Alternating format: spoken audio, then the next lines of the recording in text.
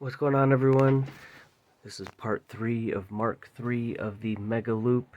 We finally got a bunch of parts in the mail that we've been waiting on so that I can continue this. So first up, got our replacement tube, 150 millimeter, which is actually like 113. We've got another end cap that has 3 ports. So we'll be using the copper one along with this one. These are both Coolplex, and then this is the replacement for the Fovea balancer. So this is now the same as this back tube there. I'm going to replace this one so they're the same, and then put the 2 end caps on there. I also got a UV pink. It doesn't really show through the yellow, but here it glows very bright. I also happen to get a UV blue one. This will be for one of the Xboxes. I got another one of these, which just the smoke lens, and this there. We got a bunch of fittings. It's a 1/2 inch fittings, some 3/8 and 5/16. Got some 3/8 tubing, some UV LEDs. I got 2 of these. So there's 2 UV LEDs on each one. One will go in each of these reservoir tubes, and then this one, this pump top, can hold one, and so can our flow indicator, which will be about right here. So all those will be glowing. And what else did we get? I think that was it. So this was the one that was in here. You can see the replacement ones have like a little bearing on the inside. The one that just comes with it is just the acrylic. So yeah, that's where we're at. I should have all the tubing I need. First things first, I need to take all this tubing back off and take this one apart. And then this one, which has 2 ports, and this one, which has 3, we'll need for the big reservoir up top. All the other end caps I have are just a single port. So we'll take that off, put those up there. Then we can start running tubing down and start connecting everything up and fill the loop, which I also got a easy squeeze fill bottle, which is going to make it easier than putting it in a smaller container and trying to tilt it without, overflowing the elbow. I usually put an elbow on that end and just fill it that way, but I'll be able to just stick that in and fill it up without worrying about it spilling out, which is nice. So, alright, let's get to the reservoir. Alright, so we got lots of stuff done here. We got this swapped out. The copper one is back here, and then the black one is here with the 3 ports on each. This top reservoir, I put the one that was on here in the middle there. It's a little bit longer. This is the one that was there. So on this end, we've got the dual port cap. So both of these are ran. They go down. They go in between the pump switches. There's a little gap there. And those come in and connect right here into our block. This is a 5-port block here, so they combined here. And then there's 3 outlets for that. So the 2 side ones go into the reservoir here, and then the bottom one is going straight in with 1/2 inch tubing to this pump. And then at the bottom of that reservoir, we've got another multi-port that connects the bottom, and that one with a 1/2 inch tubing goes into the bottom pump. Okay, so that's how both these pumps are being fed.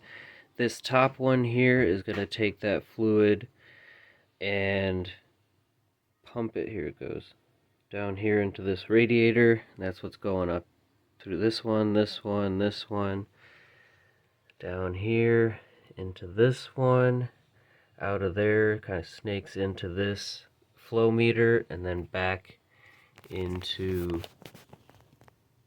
top of the left reservoir.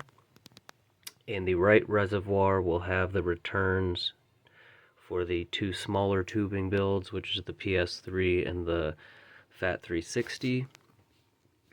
This pump here pumps straight up, comes out the top into our Xbox, back up into the reservoir, and we have the triple port end cap there. That's where we can fill it, or from the back one, but yep. Then we've got the back pump hooked up. That's going up, and that's being fed by just being plugged straight into the bottom of the reservoir, just like this one. That's going to pump it up into our PS3, back out into the top of this reservoir on the right side. And then this one's going to pump and go to our 360 and return back into this one here. So now let's go take a look at the 360. Alright, so I think I said this in the previous video. I kind of basically took out the reservoir on the top and the pump on the inside. Leaves us a bunch of room. I had it over here, inlet and outlet, just going straight into the radiator, into the block, and then out. Now since I took the reservoir out, instead of putting another end cap on there, like top vent, I saw that this radiator fits almost perfectly in here. I just need to trim it a little bit more. And so basically those two tubes will just go into this radiator right here.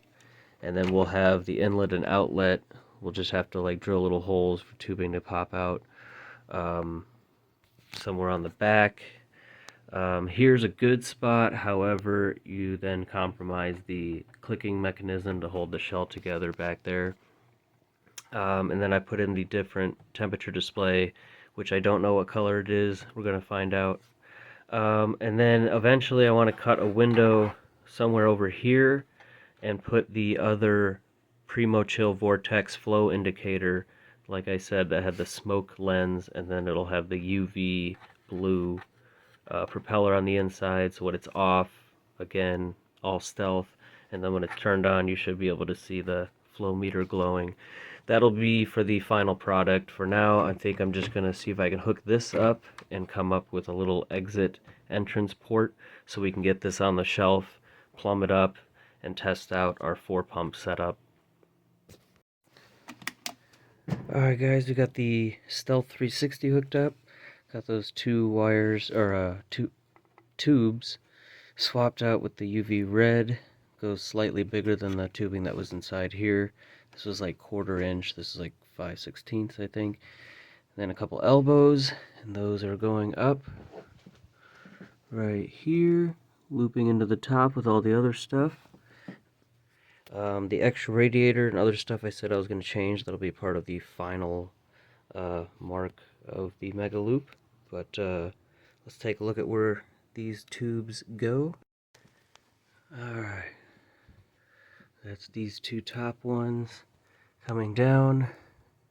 The exit is going into here, into the reservoir.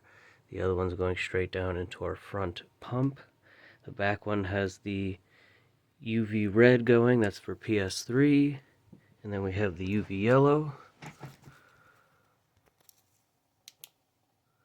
And then this tubing right here on the UV blue radiator is clear but UV reactive blue.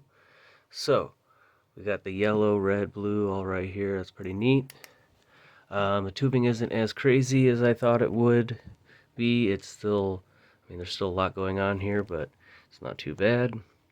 This extension here off of the secondary input for this pump, I have going over here to just a stop fitting. That's just going to be where I can drain it out. It's one of the lowest spots on the whole loop. So now comes the painstaking part of filling up the loop.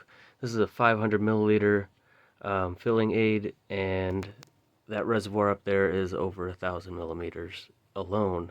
So it's going to take quite a while.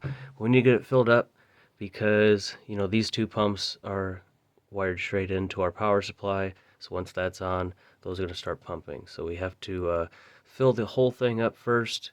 Then we'll turn it on, make sure there's no leaks. Then we can test each of these pumps one by one. And yeah. Alright, so I filled the entire thing up and drained it all back out. So here's why this didn't work, and I had a feeling.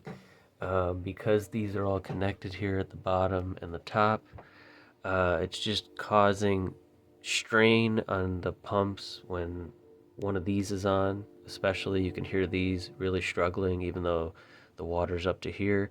This one down here is pulling the levels of these reservoirs down just enough, and it's creating a little bit of an air gap in here, so it's causing this pump not to get full flow of water. And like I said, these two are the ones that are on all the time. They're supposed to be working together, and these already are causing problems with each other, and then turning on one of these pumps just kind of makes it a little bit worse. So basically what we're going to do is just remove these connections at the top and the bottom, those multi-port blocks, so that these will in fact be separate, and it'll just be one tube going to this one, which will feed this pump, and then one of these side ports will do the other pump, and same with the other one, will feed that pump and this one. Now the one issue with that is this pump is higher up than the reservoirs, so if I use one of these ports, it's going to have to go up into this pump, and I still think that might be an issue. So basically I think what we could do is I could add a third tube coming down from this one, but I think one of these will just go straight into this pump and the other one will just feed both reservoirs, and I think we can still have that connection at the top and then just leave it separate at the bottom. And that should work as long as another issue is that because of this connection up top, it's blocking one of the ports on the top of the copper reservoir, and so both of these pumps come back into this reservoir, and even with this one pumping into this one, so that each of these have a source of water going to it, it just wasn't working out. So yeah, we're going to get rid of those. I'll probably not be using the yellow tubing then. I only got a tiny bit of it because I was only using it for these two connections, but since this one will have its own coming from the top, I guess I could leave the bottom one, but we'll see.